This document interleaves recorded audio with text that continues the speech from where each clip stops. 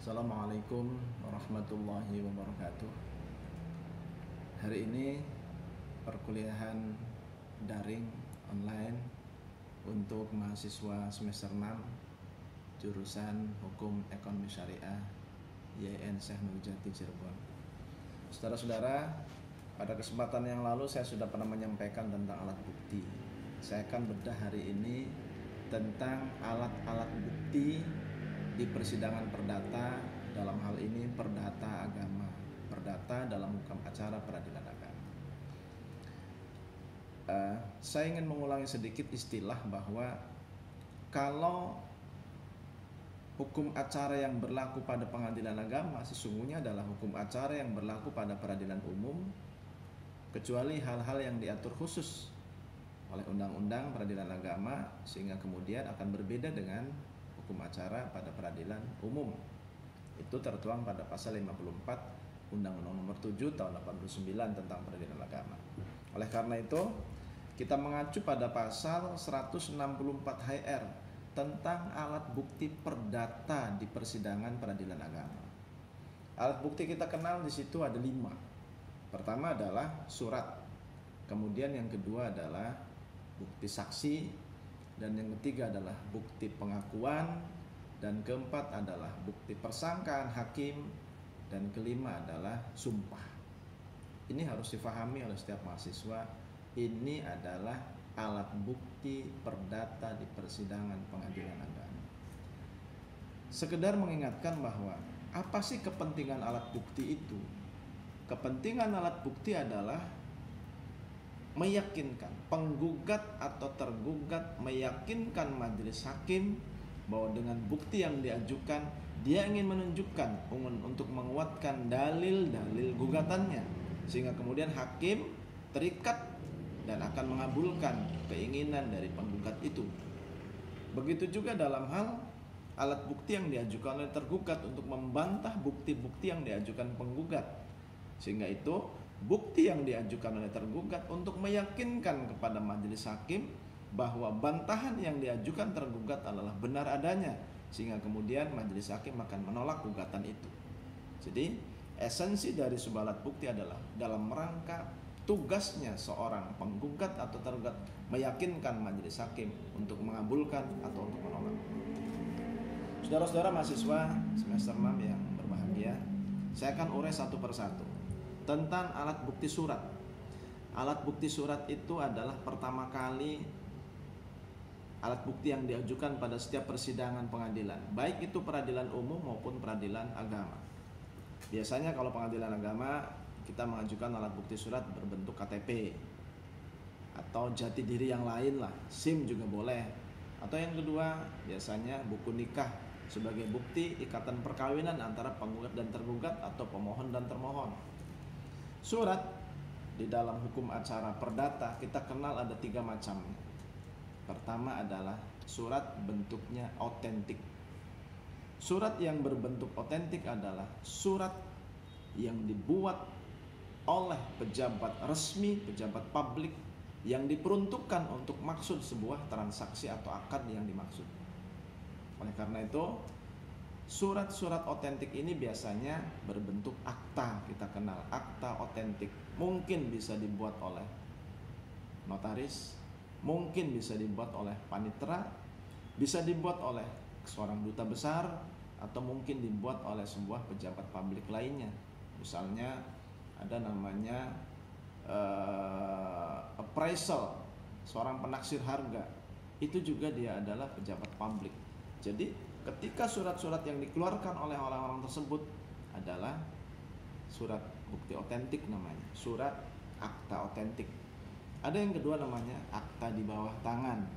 Jadi kalau akta di bawah tangan adalah akta yang dibuat untuk maksud suatu akad atau kontrak atau perikatan apapun namanya, tetapi itu tidak dibuat oleh pejabat yang berwenang, tetapi dibuat antara pihak dengan pihak yang lain.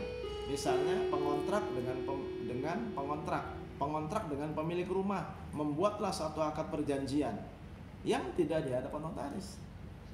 Oleh karena itu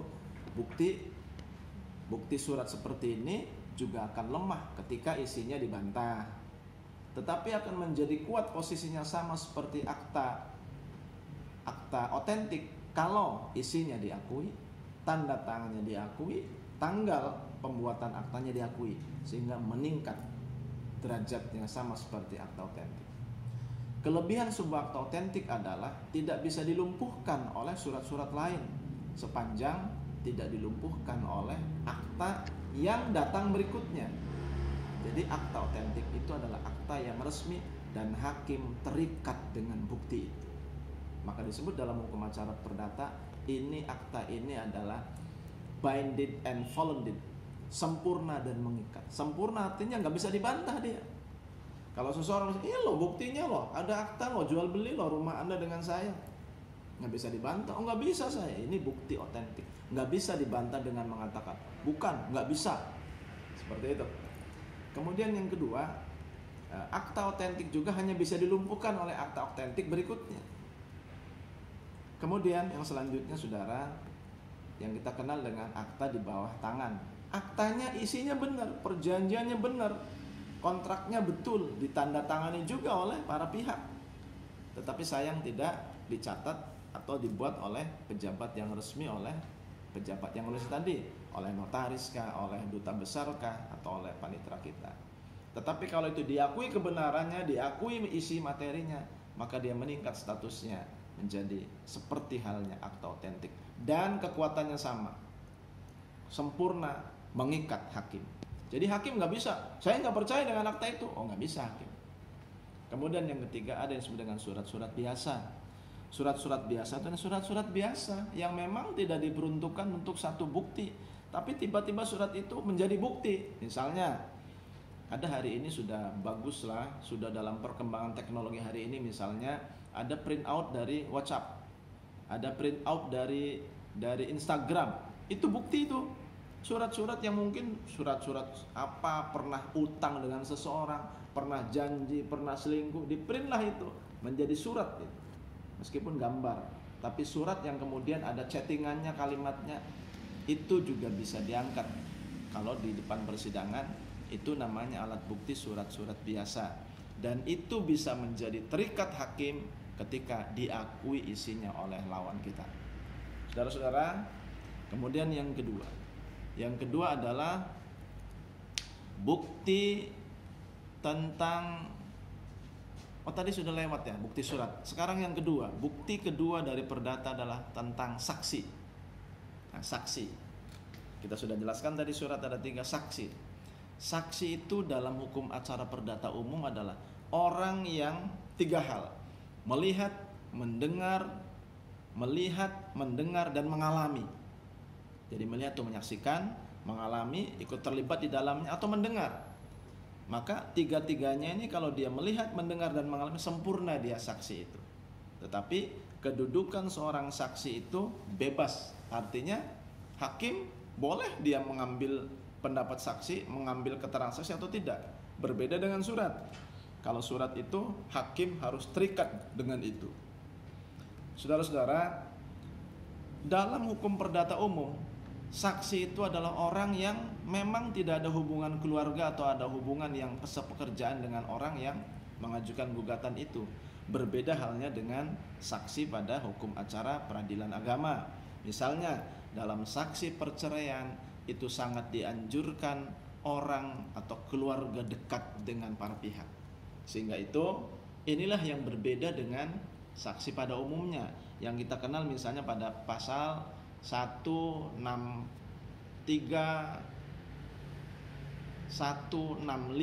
yang mengatakan saksi itu tidak boleh ada hubungan darah, hubungan semenda, dan tidak boleh ada hubungan kerja dengan yang bersangkutan.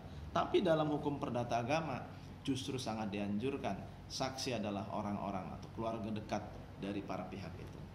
Saksi yang bisa dianggap benar oleh majelis hakim adalah saksi harus 2 orang yang kita kenal dengan istilahnya saksi yang sempurna. Bagaimana kalau satu kita kenal dengan unus testis, nullus testis. Satu saksi dianggap bukan saksi. Jadi artinya kalau saksi cuma 1 itu dianggap tidak ada saksi. Bagaimana untuk melengkapinya? maka pemohon atas anjuran majelis hakim boleh melengkapinya dengan sumpah supletur, artinya sumpah pelengkap. Baik saudara, kemudian yang berikutnya tentang pengakuan.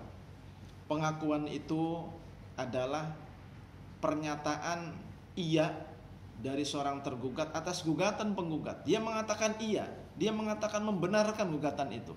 Maka pengakuan itu menjadi hukum yang tetap. Maka dalam hukum acara perdata, pengakuan itu ada 3. Pertama adalah pengakuan yang bulat dan sempurna. Saya ngakui kejadian itu, saya ngakui adanya akad itu, selesai saya semuanya. Itu namanya pengakuan yang bulat dan sempurna. Artinya tidak ada klausul lain. Ada lagi namanya pengakuan yang berklausul. Yang ketiga adalah pengakuan yang berkualifikasi.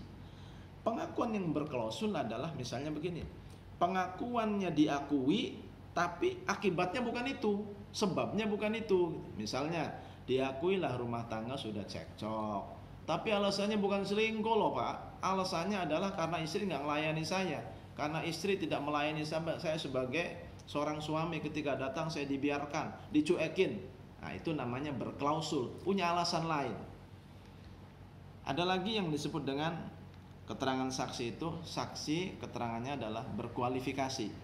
Kualifikasi itu artinya diakui sebagian tapi tidak diakui sebagian. Contoh, saya ngaku dengan saudara punya utang 10 juta, tapi saya sudah bayar 5 juta itu. Nah, itu namanya, jadi ada kekurang sempurnaan dari sebuah akad yang diperjanjikan, dia bayarnya belum sempurna misalnya. Itu namanya keterangan saksi yang berkualifikasi. Saya kira itu saudara-saudara. Kita lanjutkan berikutnya tentang tadi sudah pengakuan. Kemudian yang keempat adalah persangkaan hakim. Jadi persangkaan hakim adalah persangkaan berdasarkan undang-undang dan kejelian hakim atas kasus dan peristiwa yang terjadi. Maka persangka hakim itu ada 2. Persangkaan berdasarkan undang-undang, yang kedua adalah persangkaan hakim berdasarkan runtunan peristiwa. Contoh misalnya begini, hakim akan menyangka bahwa rumah tangga itu cekcok terus menerus dengan asumsi hakim bahwa orang ini pada bulan Januari ribut, tapi kemudian pisah pada bulan April, 4 bulan, 3 bulan. Hakim berasumsi bahwa dari mulai Januari sampai April itu sebenarnya terjadi cekcok terus menerus. Kenapa cekcok terus? Karena setelah itu pisah dia. Karena pisah itulah kemudian hakim berasumsi, berprasangka, kalau begini rumah tangga sebenarnya cekcok terus. Cekcoknya bukan cekcok mulut, mungkin cekcok batin yang kemudian masing-masing pihak saling mendiamkan dan tidak saling melaksanakan hak dan kewajibannya. Itu namanya persangkaan hakim. Makanya saudara, persangkaan yang dibenarkan dalam hukum adalah persangkaan hakim, tidak suudzon. Nggak boleh suudzon seperti itu. Kemudian terakhir ada yang namanya alat bukti itu sumpah. Ketika tadi misalnya keterangan saksi cuma 1, maka disumpah, namanya sumpah supletur, sumpah pelengkap. Ada lagi namanya sumpah yang kedua, sumpah desisor. Sumpah desisor adalah sumpah untuk pemutus satu perkara.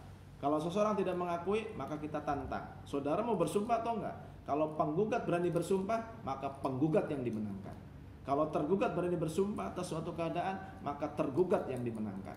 Itu namanya sumpah pemutus. Paling akhir ada lagi dalam perkembangan hukum acara, satu lagi ditambah, ada namanya sumpah li'an. Sumpah li'an itu artinya sumpah seorang suami yang mengingkari atas kehamilan seorang istri. Sumpah li'an. Akibatnya kalau sumpah li'an, kalau suami sudah bersumpah, demi Allah saya bersumpah bahwa kehamilan istri saya bukan karena saya.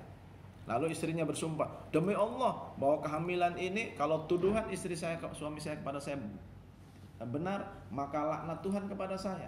Saling melaknat. Maka itu namanya sumpah li'an. Jadi ada sumpah supletur, sumpah desisor, dan sumpah li'an. Terakhir saudara, dalam perkembangan hukum acara kita kenal namanya desente. Desente atau sidang pemeriksaan setempat. Itu juga menjadi bagian yang menguatkan pembuktian.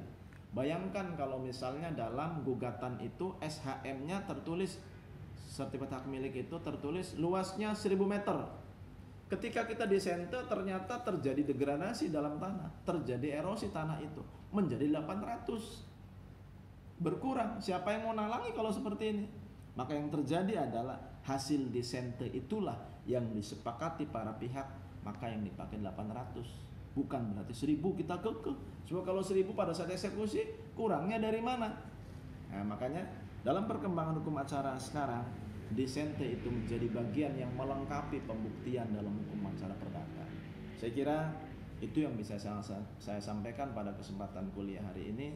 Mudah-mudahan melengkapi materi-materi sebelumnya. Terima kasih. Assalamualaikum warahmatullahi wabarakatuh.